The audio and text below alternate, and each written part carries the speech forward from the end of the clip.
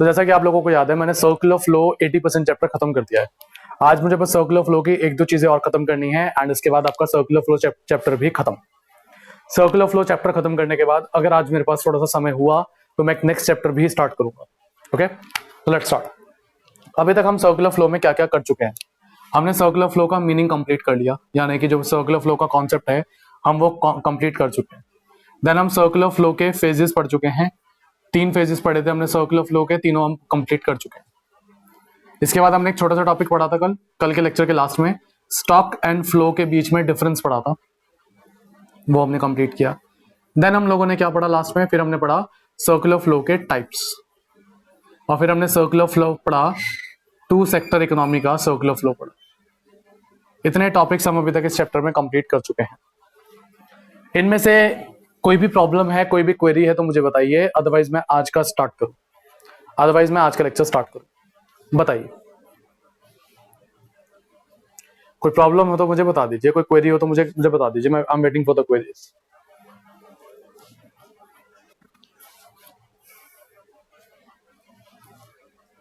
कल का लेक्चर कोई ऐसा है जिससे का रह गया हो कल का लेक्चर, जिसने अभी तक कल वाला लेक्चर ना देखा हो?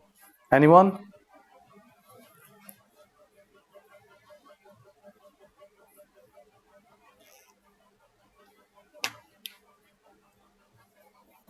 ठीक है,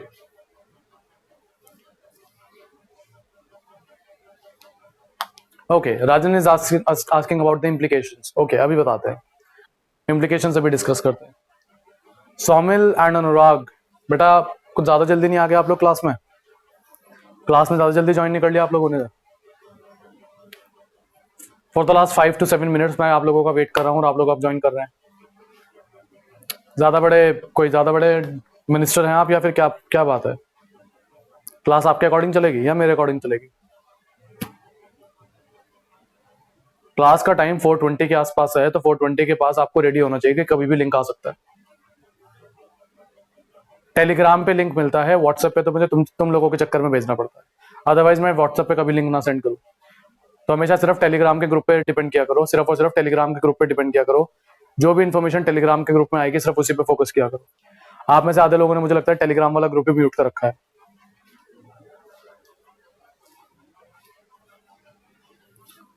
बहुत बुरे हाल है भाई आप लोगों के।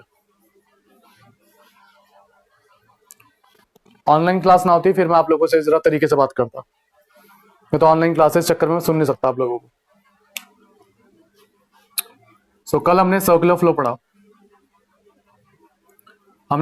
पढ़ा। कितने सेक्टर इकोनॉमी का? 2 सेक्टर इकोनॉमी का हमने सर्कुलर फ्लो कल हमने डिस्कस किया। मेरा क्वेश्चन आप लोगों से पहला, 2 सेक्टर इकोनॉमी का सर्कुलर फ्लो भी कितनी कैटेगरीज में डिवाइडेड है? 2 सेक्टर इकोनॉमी वाला सर्कुलर फ्लो भी कितनी कैटेगरीज में डिवाइडेड है? यस, कितनी कैटेगरीज में डिवाइडेड है? इफ यू प्रॉपर्ली रिमेंबर, एक था विदाउट फाइनेंशियल मार्केट और एक था विद फाइनेंशियल मार्केट। एक था विदाउट फाइनेंशियल मार्केट, एक था विद फाइनेंशियल मार्केट। कल हमने विदाउट फाइनेंशियल मार्केट वाला पढ़ा था, today will discuss about with financial market. Okay, पहले विदाउट फाइनेंशियल मार्केट वाले का डायग्राम बना लेते हैं। विदाउट फाइनेंशियल मार्केट वाले का डायग्राम बनाते हैं, फिर बात करेंगे आगे। एक तरफ हमने ले लिया किसको? हाउस होल्ड को, और दूसरे कोने में हम किसको ले लेते हैं? चलो और कोने में लेते हैं, स्पेस है। एक तरफ हम किसको ले लेते हैं? अपनी फर्म को। एक था हाउस होल्ड और एक थी हमारी फर्म। चलो आप लोग मुझे बताएंगे, आप लोग रेडी रहे, जब मैं पूछूं तो उसका आंसर साथ साथ दें, ठीक है? सबसे पहले स्टार्टिंग में हाउस होल्ड क्या प्रोवाइड करता है? हाउस होल्ड फर्म को क्या देता है? फैक्टर की सर्विसेज प्रोवाइड करता है। क्या प्रोवाइड करता है? फैक्टर की सर्विसेज।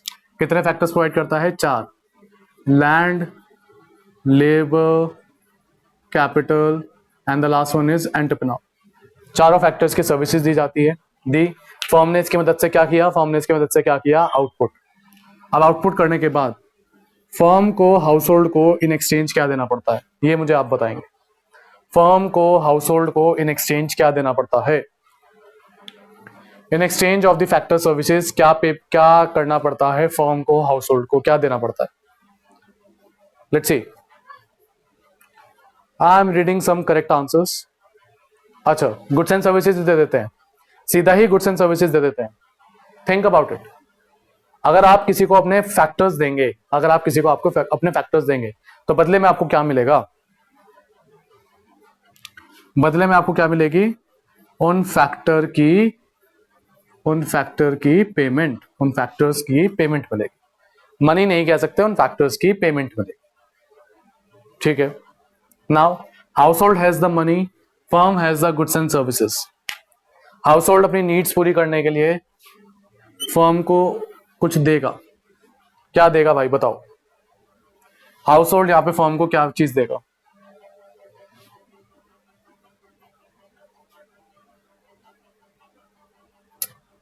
कल रिकॉर्डेड होने की वजह से आज के लाइव लेक्चर में मुझे थोड़ा सुनना ज्यादा पड़ेगा।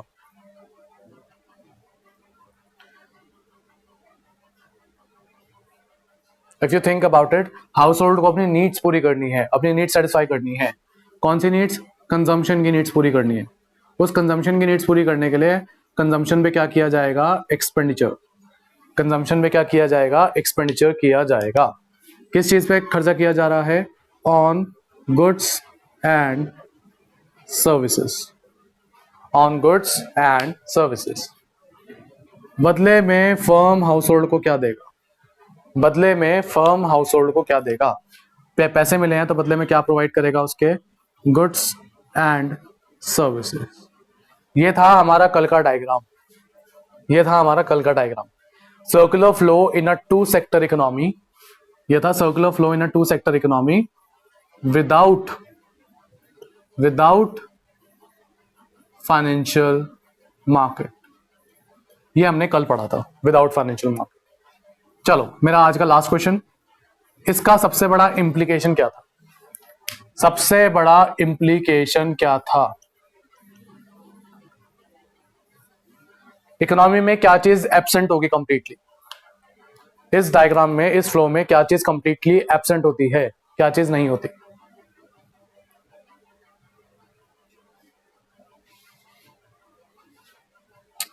राजन बहुत ही गलत आंसर बेटा। इसमें क्या चीज नहीं होती?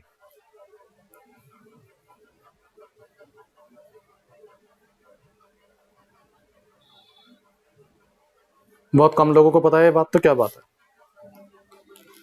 And the answer is no savings. There will be no savings. There will be no savings in two sector economy without financial market. There will be no savings in two sector economy without financial market because household पैसा बचा के करेगा क्या? तो household को जितनी factor payment मिलती है, हाउसहोल्ड को जितनी फैक्टर पेमेंट मिलती है, हाउसहोल्ड सारा का सारा पैसा क्या कर देता है? कंजम्पशन पे स्पेंड। सो फैक्टर पेमेंट कंजम्पशन एक्सपेंडिचर की क्या होती है? इक्वल। इसी की वजह से हाउसहोल्ड कोई भी पैसा सेव नहीं करता। ये हमने पढ़ा था। स्वानी बेटा यू आर लेट, काफी ज्यादा लेट है आप, या आप लोग आपने बीच में लीव किया था?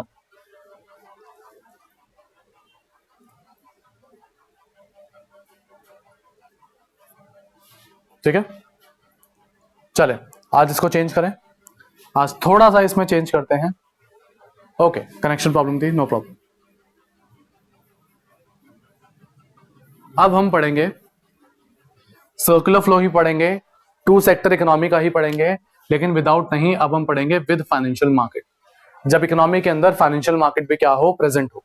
जब इकोनॉमी के अंदर फाइनेंशियल मार्केट भी क्या हो? प्रेजेंट हो। ये मैंने इकोनॉमी के अंदर फाइनेंशियल मार्केट को डाल दिया। ये मैंने इकोनॉमी के अंदर अब फाइनेंशियल मार्केट बीच में इंसर्ट कर दिया। फर्स्ट ऑफ ऑल पहले तो ये समझते हैं कि आखिर ये फाइनेंशियल मार्केट होता क्या है। फाइनेंशियल मार्केट के नाम में फाइनेंस वर्ड है। फाइनेंस का मतलब क्या होता है? पैसा। फाइनेंस का मतलब क्या होता है? पैसा। फाइनेंशियल मार्केट वो मार्केट है जो पैसों में डील करता है, जो पैसों का लेन देन करता है। फाइनेंशियल मार्केट वो मार्केट है जो पैसों का लेन देन करता है। Financial market is the market which deals in loanable funds. Which deals in loanable funds. जो लोनेबल फंड्स में डील करे वो मार्केट कहलाता है आपका फाइनेंशियल मार्केट। लोनेबल फंड्स का मतलब या तो पैसा फाइनेंशियल मार्केट उधार पे देता है या फिर पैसा फाइनेंशियल मार्केट उधार पे लेता है। फाइनेंशियल मार्केट पैसों का लेन देन करने में इकोनॉमी को हेल्प करता है, जहां पे लोग अपने पैसे को इन्वेस्ट कर सकते हैं और जरूरत पड़ने पर जहां पे लोग इकोनॉमी जहां से लोग पैसा बोरो भी कर सकते हैं। पहले ही बता दूं, it is not a bank. ये बैंक नहीं है। Financial market is not a bank, क्योंकि बैंक भी काइंड ऑफ सेम काम करता है। It is a different market all together. अगर आप लोगों ने शेयर मार्केट का नाम सुना हो तो share market, this is closer to share market than it is closer to bank. ये ज्यादा शेयर मार्केट का, इसका मीनिंग शेयर मार्केट से मिलता जुलता ज्यादा होता है। फाइनेंशियल मार्केट के बारे में वैसे आप बिजनेस स्टडीज में पढ़ेंगे डिटेल में। आप में से जो लोग कॉमर्स के हैं वो बिजनेस स्टडीज में चैप्टर नंबर 10th पढ़ेंगे फाइनेंशियल मार्केट, तो वहां पर आप फाइनेंशियल मार्केट कंप्लीटली समझ लेंगे। बट सिंपली अगर बात करें, फाइनेंशियल मार्केट में लोग अपने पैसे को इन्वेस्ट करते हैं, एंड जिन लोगों को पैसों की जरूरत होती है वो उस पैसे को क्या करते हैं, पैसा बोरो करते हैं। तो ये है फाइनेंशियल मार्केट का मतलब। फाइनेंशियल मार्केट क्या है? Financial market is the market for loanable funds, for loanable funds. Loan लेने वाले, लोनेबल फंड्स का मतलब ये स्पेलिंग है इसकी। लोनेबल फंड्स में डील करने वाला मार्केट क्या कहलाता है, या प्लेस कहलाता है फाइनेंशियल मार्केट। अब अपने आप को हाउस होल्ड की जगह रख के देखो, अब अपने आप को हाउस होल्ड के प्लेस पे रख के देखिए। पहले हाउस होल्ड को क्या होता था, फैक्टर पेमेंट मिलती थी, और फैक्टर पेमेंट मिलने के बाद फाइनेंशियल मार्केट के पास अब पहले कोई फाइनेंशियल मार्केट जैसी चीज नहीं थी जहां पे हाउस होल्ड अपने पैसे को इन्वेस्ट कर सके। लेकिन अब फाइनेंशियल मार्केट जैसा एक ऑप्शन प्रेजेंट है। अब फाइनेंशियल मार्केट जैसा एक ऑप्शन प्रेजेंट है, तो अब हाउस होल्ड के पास क्या है, एक ऑप्शन है कि वो या तो अपना पैसा कंजम्पशन पे क्या कर दे, खर्च, या तो अपना पैसा कंजम्पशन पे क्या कर ले, खर्च, या फिर अपने पैसे को सेव करके, या फिर अपने पैसे को सेविंग्स करके फाइनेंशियल मार्केट में क्या कर दे, इन्वेस्ट कर दे। फाइनेंशियल मार्केट में क्या कर दे, इन्वेस्ट कर दे। तो इस तरीके से हमारा फाइनेंशियल मार्केट काम करता है। फाइनेंशियल मार्केट हाउस होल्ड को एक ऑप्शन देता है, फाइनेंशियल मार्केट हाउस होल्ड को एक ऑप्शन देता है जहां पर वो अपने पैसे को सेव करके क्या कर सकते हैं, इन्वेस्ट कर सकते हैं। अब हाउस होल्ड ने पैसा सेव कर दिया, इन्वेस्ट कर दिया, सेम ऑप्शन फर्म के पास भी तो है। ये सेम ऑप्शन फर्म के पास भी तो है। अगर फर्म ने जो प्रॉफिट अर्न किया हो सकता है फर्म को उस प्रॉफिट में से कुछ हिस्सा सेव करने का मन किया हो, तो फर्म भी अपना पैसा क्या कर सकती है, सेव कर सकती है। तो जैसे हाउस होल्ड अपना पैसा सेव कर सकता है, ऐसे ही फर्म अपना पैसा सेव कर सकती है। ठीक है, लेकिन कभी कभी फर्म को पैसे की नीड भी तो पड़ती है, कभी कभी फर्म्स को एक्स्ट्रा पैसों की भी जरूरत पड़ती है, तब वो फाइनेंशियल मार्केट के पास जाके पैसा बोरो भी कर सकती है। तब वो फाइनेंशियल मार्केट के पास जाके पैसे को बोरो भी कर सकती है। तो इस तरीके से फाइनेंशियल मार्केट हेल्प करता है। Financial market firm and house hold दोनों को ऑप्शन देता है, किस चीज का, सेविंग्स का, कि वो अपने प्रॉफिट्स एंड अपनी इनकम में से कुछ पार्ट सेव करके यहां पर इन्वेस्ट करें। एंड फर्म को एक और ऑप्शन मिलता है, क्या चीज, in the case of financial crisis, in the case of financial need, वो फाइनेंशियल मार्केट से पैसा बोरो भी कर सकता है। हाउस होल्ड फाइनेंशियल मार्केट से पैसा बोरो नहीं कर सकता। फाइनेंशियल मार्केट से सिर्फ फर्म्स ही पैसा बोरो कर सकती है, बिकॉज फाइनेंशियल मार्केट जिस तरीके से एंड जिस रेगुलेशन से लोन प्रोवाइड्स करता है वो सिर्फ फर्म्स को ही अलाउड हो पाते हैं। हाउस होल्ड फाइनेंशियल मार्केट से पैसा रेज नहीं कर सकता। सो इस तरीके से आपका सर्कुलर फ्लो थोड़ा सा चेंज हो जाता है due to the presence of financial market.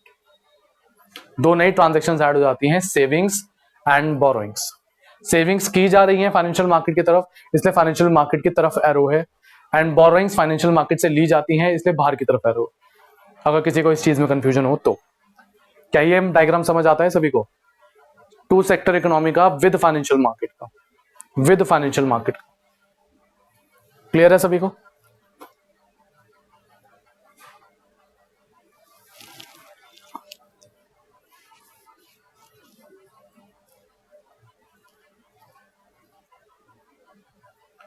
किसी ने एक क्वेश्चन पूछा था, वो क्वेश्चन शायद मेरे से मिस हो गया। जिसने क्वेश्चन पूछा था दोबारा पूछना भाई। ऑफिस वाला क्वेश्चन था, वो चैट में निकल गया।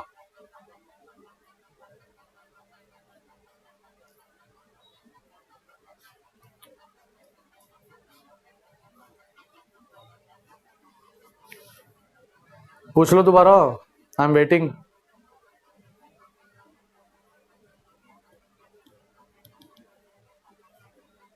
आप 20-22 लोग क्लास में हैं, सिर्फ 4-5 को ही बताना है क्या? अगर हम ऑफिस के नेम से लोन ले, ये कोई बात नहीं होती। ऑफिस के नेम से लोन ले, ऑफिस का मतलब आप बिजनेस ही हैं। ऑफिस का मतलब क्या है, आप अपना बिजनेस रन कर रहे हैं। उस केस में आप हाउस होल्ड में नहीं गिने जाओगे, फिर आप किस में गिने जाओगे, फर्म। देखो सिंपल सा कॉन्सेप्ट समझो। अगर आपकी फैमिली में से लेट सपोज कोई बिजनेस करता है, आपकी फैमिली में से लेट सपोज कोई बिजनेस करता है, किसी का अपना कोई बिजनेस है, जब आप अपने घर में हैं, जब आप चीजें खरीद रहे हैं, तब आप हाउस होल्ड है। लेकिन जब आप बिजनेस को रन कर रहे हैं तब आप किस कैटेगरी में गिने जाते हैं? फर्म। तो एक ही इंडिविजुअल हाउस होल्ड है और एक ही इंडिविजुअल फर्म है। इट डिपेंड्स कि वो कहां पर है और किस तरीके से वर्क कर रहा है। जब शॉपकीपर अपनी शॉप से सामान बेचते हैं तब वो फर्म में गिने जाते हैं, लेकिन वो शॉपकीपर्स बाकी शॉप से भी तो सामान खरीदते हैं अपनी फैमिलीज के लिए, तब वो हाउस होल्ड में गिने जाते हैं। ये शायद आपकी बात का आंसर दे कि ऑफिस के नाम से मतलब हुआ जब आप अपने फर्म के नेम पे लोन लेंगे तो आप यहां पर गिने जाएंगे, फिर आपको पैसा बोरो कर सकते हो। बट अगर जब आप हाउस होल्ड के पर्सपेक्टिव से लोगे तो नहीं। फर्म लोन लेती है अलग पर्पसेस के लिए, फर्म लोन लेती है अलग पर्पसेस के लिए, हाउस होल्ड लोन लेता है अलग पर्पसेस के लिए।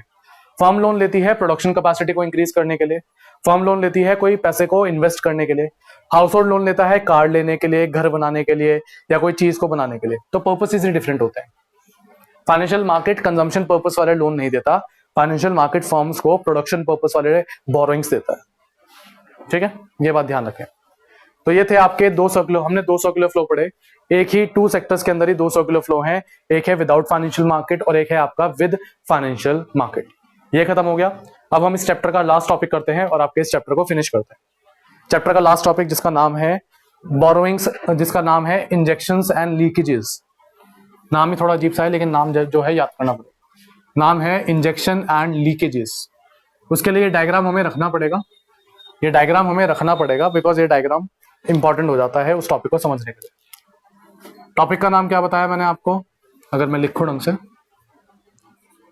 एक मैंने टॉपिक का नाम क्या बताया? लीकेज। और एक पैसे टॉपिक का नाम मैंने क्या बताया? Injection. So leakages and injections, इसके बारे में हम डिस्कस करेंगे।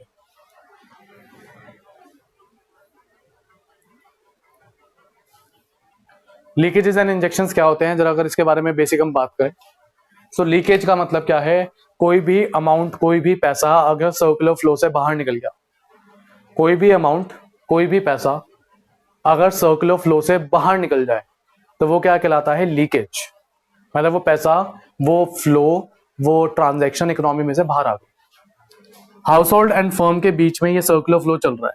जो ये आउटर लाइंस आपको दिख रही हैं, ये क्या है? सर्कुलर फ्लो है। ये दो लाइंस और ये दो लाइंस, ये चारों लाइंस कंबाइन होकर क्या बनती है? सर्कुलर फ्लो बनती है।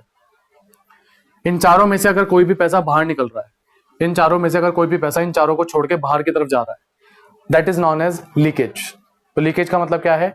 कोई भी पैसा अगर सर्कुलर फ्लो में से क्या कर लिया जाए? विड्रॉ कर लिया जाए। कोई भी पैसा अगर सर्कुलर फ्लो में से क्या कर लिया जाए? विड्रॉ कर लिया जाए, then that is known as leakage. लेकिन अगर कोई भी पैसा इस सर्कुलर फ्लो के अंदर डाल दिया जाए, इस सर्कुलर फ्लो में एंटर कर दिया जाए, वो कहलाता है आपका इंजेक्शन। वो क्या कहलाता है? आपका इंजेक्शन। ये सर्कुलर फ्लो चल रहा है, जो कोई भी चीज जो इस सर्कुलर फ्लो के अमाउंट को बढ़ाएगा, जो इस सर्कुलर फ्लो के वैल्यू को इंक्रीज करेगा, that would be considered as an injection. वो क्या कहलाएगा? इंजेक्शन कहलाएगा। तो अगर कोई अमाउंट इससे बाहर निकल जाए सर्कुलर फ्लो से, या जो इस सर्कुलर फ्लो की वैल्यू को कम कर दे, दैट इज लीकेज। जो इस सर्कुलर फ्लो के वैल्यू को इंक्रीज कर दे, that is known as injection. यह है लीकेज एंड इंजेक्शन का मीनिंग। यह है लीकेज एंड इंजेक्शन का मीनिंग। अब हमें पढ़ना क्या है लीकेज एंड इंजेक्शन के लिए? हमें पढ़ना है कि लीकेज एंड इंजेक्शंस में आता क्या क्या है।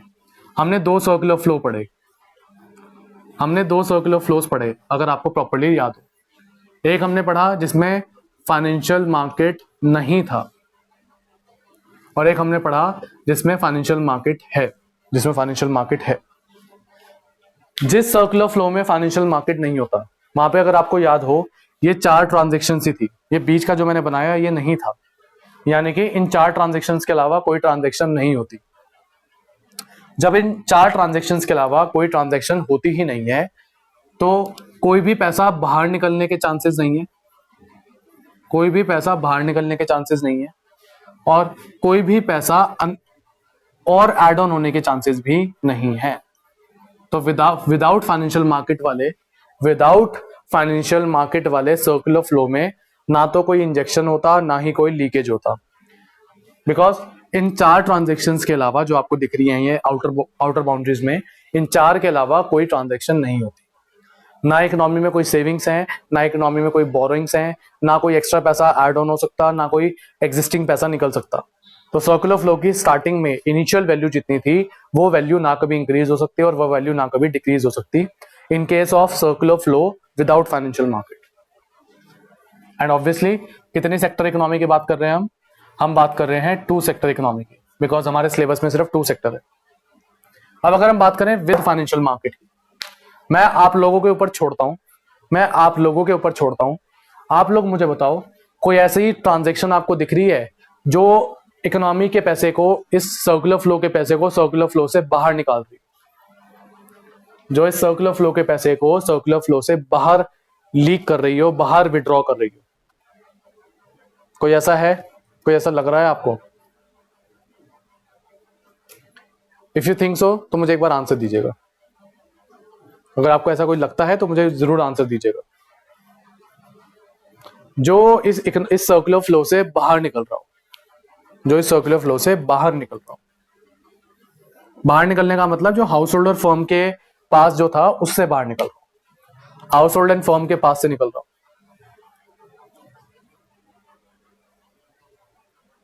मुझे नहीं लगता किसी को आइडिया है इस बारे में, मुझे तो नहीं लग रहा। 2-3 बच्चों ने आंसर दिया है। If you think about it, house hold and firm पैसा सेव करके क्या कर रहे हैं? हाउस होल्ड में डाल रहे हैं, फाइनेंशियल मार्केट में पुट कर रहे हैं। क्या कर रहे हैं? हाउस होल्ड भी और फर्म भी अपने हाथ में जो इनके पास पैसा था उस पैसे में से थोड़ा सा हिस्सा निकाल के एक दूसरे के ऊपर खर्च करने की जगह किस में डाल रहे हैं? फाइनेंशियल मार्केट में पुटिंग कर रहे हैं। तो ये दोनों पैसा सर्कुलर फ्लो से बाहर निकल रहा है। अगर आप देखें ये सर्कुलर फ्लो से बाहर की तरफ निकल रहा है, ना कि सर्कुलर फ्लो में एंटर कर रहा है। तो जो सेविंग्स हैं वो क्या बन जाती है? लीकेज बन जाती है।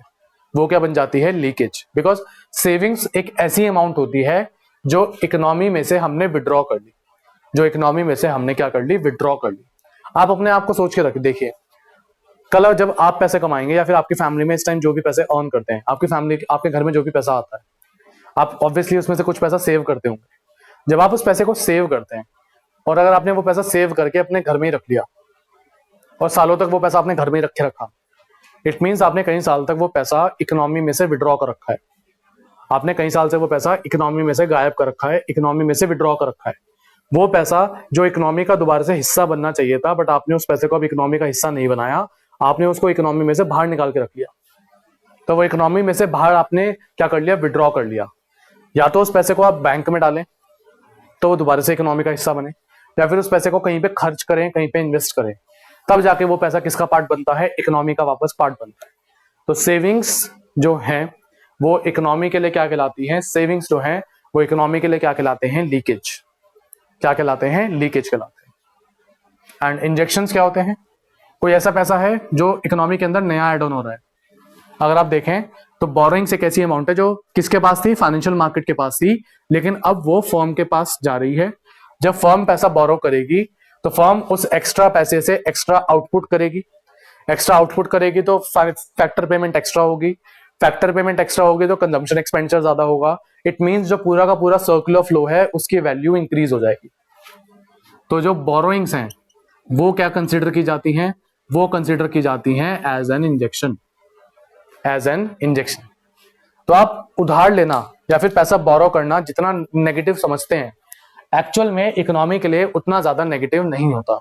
हमने गवर्नमेंट बजट में पढ़ा था कि बोरोइंग्स काफी नुकसान पहुंचा सकती है अगर बोरोइंग को सही तरीके से यूज ना किया जाए। वही चीज एक काइंड ऑफ यहाँ पर फर्म जब पैसा बोरो करेगी तो मोस्ट प्रोबेबली उसको आउटपुट में यूज करेगी। तो ये है आपका leakages and injections. Without financial market में कोई लीकेज, कोई इंजेक्शन नहीं होता, लेकिन विद फाइनेंशियल मार्केट में सेविंग्स होती हैं आपकी लीकेज एंड बोरोइंग्स होती हैं आपकी इंजेक्शंस। ये वैल्यू, ये सर्कुलर फ्लो के वैल्यू को डिक्रीज करते हैं एंड ये सर्कुलर फ्लो के वैल्यू को इंक्रीज करता है। इतना सभी को क्लियर है या फिर नहीं? इतना सभी को समझ आ गया है या फिर नहीं?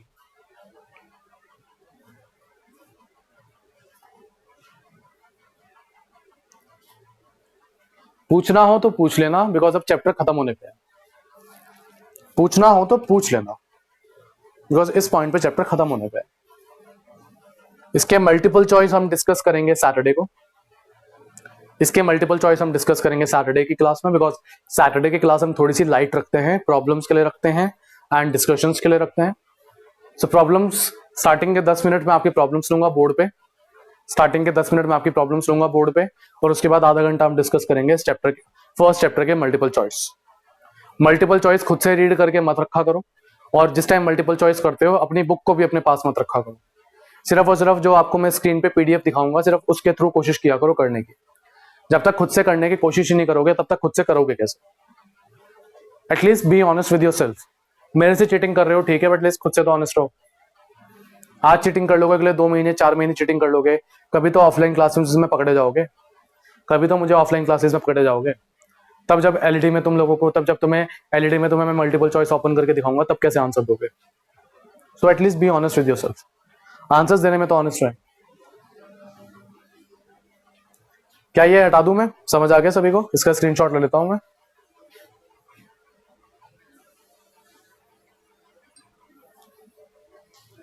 ठीक है थे? चलिए थे। पहली बात, और आप में से जिन लोगों को बुक के बारे में ना पता हो, संदीप गर्ग बुक है जी, जो आप में से मैक्सिमम लोगों ने ले रखी होगी। संदीप गर्ग बुक है, नई ना मिले कोई बात नहीं, लेकिन बहुत ज्यादा पुरानी मत लेना। ले भी लोगे कोई बात नहीं, लेकिन एक दो चीजें प्रॉब्लमैटिक बन जाती है, वो कवर हो जाती है। ये जो टॉपिक है आपका फाइनेंशियल मार्केट वाला, और जो ये लीकेज इंजेक्शन है, ये आपको चैप्टर के लास्ट में पावर बूस्टर में देखने को मिलेगा। चैप्टर के लास्ट में पावर बूस्टर टॉपिक होता है, चैप्टर के लास्ट में होता है, उसमें देखने को मिलेगा, तो वहां से रीड कर लेना। इसी के साथ सॉरी, इसी के साथ आपका चैप्टर नंबर 1 मैंने कंप्लीट करवा दिया। मल्टीपल चॉइसेस रहते हैं, वो मैं आपको परसों कराऊं। Now let's start with chapter number 2। थोड़ा सा चैप्टर नंबर 2 मैं करवा देता हूं आज। चैप्टर नंबर 2 करते हैं। 2.1 जिनके पास बुक है वो 2.1 पेज पे आ सकते हैं, अगर बुक लेके बैठे हैं। जिनके पास बुक नहीं है उन्हें क्या ही फर्क पड़ता है। स्टॉक एंड फ्लो बेटा मैंने करवा दिया, जितना बचा है वो सैटरडे को होगा। कल ही तो करवाया स्टॉक एंड फ्लो, लेक्चर नहीं देखा गया पूरा? जो बचा है वो सैटरडे में होगा। कल के लेक्चर में भी कही थी मैंने ये बात। चैप्टर 2 आपकी जो यूनिट है, आपकी जो यूनिट चल रही है नेशनल इनकम, आपकी जो यूनिट चल रही है नेशनल इनकम यूनिट चल रही है, जो आपके 4 चैप्टर्स को इंक्लूड करके बनी है, जो आपके 4 चैप्टर्स को लेके बनी है। उसमें से पहला चैप्टर हमने कर लिया, पहला चैप्टर हमने कंप्लीट कर लिया। हम फिर अब हम डिस्कस करेंगे सेकंड चैप्टर को। फर्स्ट चैप्टर जैसे आपका थ्योरी बेस था, first chapter kind of theory था, काइंड ऑफ। सेकंड चैप्टर भी आपका मोस्टली आपका सेकंड चैप्टर भी थ्योरी है, लेकिन ये चैप्टर आपके जो आने वाले जो प्रैक्टिकल चैप्टर्स हैं, जिसमें हम प्रैक्टिकल क्वेश्चंस करेंगे, उसके बेस को तैयार करेगा ये चैप्टर।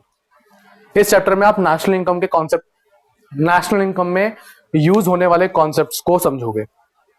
वो चीजें, वो कॉन्सेप्ट जो नेशनल इनकम में आते हैं, वो आप इस चैप्टर में आज डेवलप करोगे। ओके, सो हम नेशनल इनकम के बारे में बात करते हैं, लेकिन एक्चुअल में इनकम 2 तरीके की होती है। एक हम पढ़ते हैं डोमेस्टिक इनकम, और एक हम पढ़ते हैं नेशनल इनकम। एक हम पढ़ते हैं डोमेस्टिक इनकम और एक हम पढ़ते हैं नेशनल इनकम। अब दोनों में कुछ सर्टेन डिफरेंसेस हैं, तभी ये 2 अलग अलग टॉपिक्स हैं। लेकिन इन दोनों के डिफरेंसेस समझने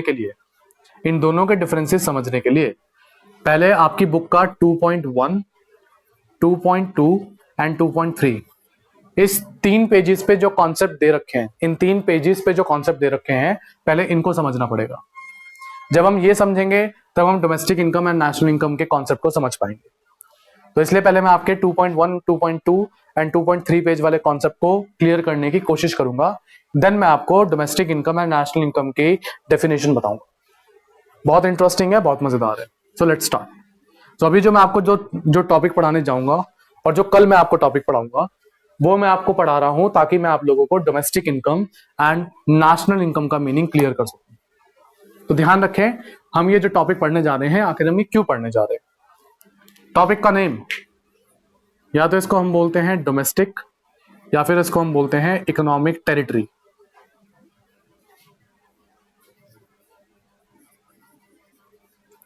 या तो इसको हम बोलते हैं डोमेस्टिक या फिर इसको हम बोलते हैं इकोनॉमिक टेरिटरी। ये इस टॉपिक का नेम है। टेरिटरी का मतलब क्या होता है? सिंपली बात अगर हम बात करें, टेरिटरी का मतलब होता है हमारी कंट्री का रीजन, हमारी कंट्री का एरिया, जिसको हम अपनी कंट्री का कह सकें। आप लोग पता ही है, आप लोगों को पता ही है, हमारी कंट्री की कुछ पॉलिटिकल बाउंड्रीज हैं।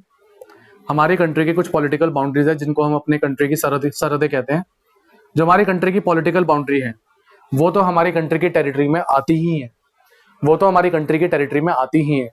लेकिन ये जो पॉलिटिकल बाउंड्रीज हैं ये लीगल मैटर है, ये लीगल मैटर है। हमें हमें वो वाली टेरिटरी नहीं पढ़नी जो हमने ज्योग्राफी में पढ़ी थी। हमें पढ़नी है इकोनॉमी के बेस पे टेरिटरी को क्या होती है। जब हम इकोनॉमी के पर्सपेक्टिव से, जब हम इकोनॉमिक्स के पर्सपेक्टिव से टेरिटरी पढ़ते हैं तो टेरिटरी की डेफिनेशन थोड़ी सी चेंज हो जाती है। तो ये जो मैं आपको अब डेफिनेशन पढ़ाऊंगा टेरिटरी की, it is according to the economics. ये इकोनॉग्राफी वाली इकोनॉमिक्स काफी डिफरेंट होती है, ये इकोनॉमिक्स, ये टेरिटरी का कॉन्सेप्ट ये एक अलग है। सो हमारी कंट्री की इकोनॉमिक टेरिटरी में या फिर हमारी कंट्री की डोमेस्टिक टेरिटरी में क्या क्या आता है? ऑब्वियसली हमारी कंट्री की जो पॉलिटिकल बाउंड्रीज हैं, हमारी कंट्री के जो पॉलिटिकल फ्रंटियर्स हैं वो तो आते ही हैं। यानी कि जो पॉलिटिकल बाउंड्रीज है हमारी कंट्री की वो तो आती ही है, उनको तो कोई नहीं रोक सकता आने से। लेकिन इसके अलावा भी हमारी कंट्री की टेरिटरी में कुछ चीजें ऐड ऑन की जाती हैं, कुछ चीजें मानी जाती हैं। तो अगर कोई चीज हमारी कंट्री के पॉलिटिकल बाउंड्रीज के अंदर है, इट मीन्स वो हमारी कंट्री के इकोनॉमिक टेरिटरी में काउंट होगी। लेकिन इसके अलावा भी कुछ चीजें हैं जो हमारी कंट्री के इकोनॉमिक टेरिटरी में काउंट की जाती हैं। वो क्या है? 3 दे रखे हैं आपकी बुक में। 2.1 पेज पे अगर आप देखेंगे 3 पॉइंट्स रखे होंगे आपको, ए बी सी या फर्स्ट सेकंड थर्ड। ए पॉइंट अभी मैं स्किप कर रहा हूं, बी पॉइंट अभी मैं स्किप कर रहा हूं। I am specifically moving to the point C. Point C या पॉइंट थर्ड आपका किस बारे में बात करता है? एम्बेसीज के बारे में एंड कॉन्सुलेट्स आपको वर्ड देखने को मिलेगा। थर्ड वाले पॉइंट में आपको एम्बेसीज एंड कॉन्सुलेट्स वर्ड देखने को मिलेगा, अगर कोई बुक को इस टाइम खोल के बैठा है तो ये आपका जो पॉइंट है ये आपका थर्ड वाला पॉइंट है, 2.1 पेज का थर्ड वाला पॉइंट है।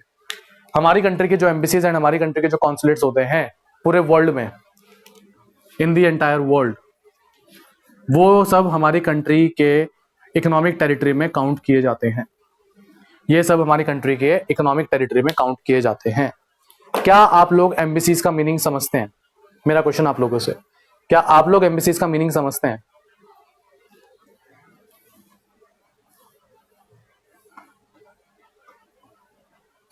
मैं आपको एग्जांपल देता हूं। आपने वो मूवी देखी होगी बजरंगी भाईजान, मोस्ट प्रोबेबली सभी ने देखी होगी बजरंगी भाईजान, आप लोगों ने मूवी देखी होगी। उसमें वो उस बजरंगी भाईजान मूवी में वो उस मुन्नी को स्टार्टिंग में कहां लेके जाता है? एम्बेसी में लेके जाता है, पाकिस्तानी एम्बेसी में, जो कि इंडिया में होती है। पाकिस्तानी एम्बेसी जो कहां पर होती है? इंडिया में। मैं भी शायद आपको याद है, ठीक है। हिमांशु ने कहा टूरिस्ट गाइड के लिए होती है, बहुत ज्यादा गलत आंसर है। आज के लिए आप लोगों का काम यही है, आप लोग ये पढ़ के आएंगे कि आखिर एम्बेसीज का मतलब क्या होता है। वैसे कल मैं बताऊंगा, कल मैं वैसे बताऊंगा ही, कल मुझे वैसे बताना ही है, लेकिन आज के लिए मैं आपको ये काम दे रहा हूं कि आप लोग अपनी तरफ से एम्बेसीज का मीनिंग पढ़ के आए, ठीक है। चलिए, ये मैंने स्क्रीनशॉट ले लिया, इतना मैं आपको भेज देता हूं। मैं आपको इसका मतलब कल समझा दूंगा। अब आपकी क्लास खत्म होने का टाइम हो गया, ओके। आप में से कुछ लोगों के 5 बजे ट्यूशन होते हैं। आज के टॉपिक में सबको क्लैरिटी है? आज के टॉपिक में सभी को क्लैरिटी है?